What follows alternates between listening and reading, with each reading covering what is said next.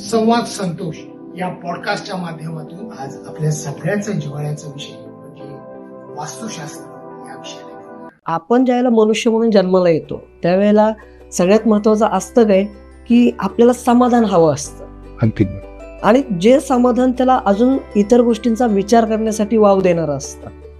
मग माणूस हा जास्त काळ हा काय करत असतो, एका ठिकाणी वास्तव्य करत असतो.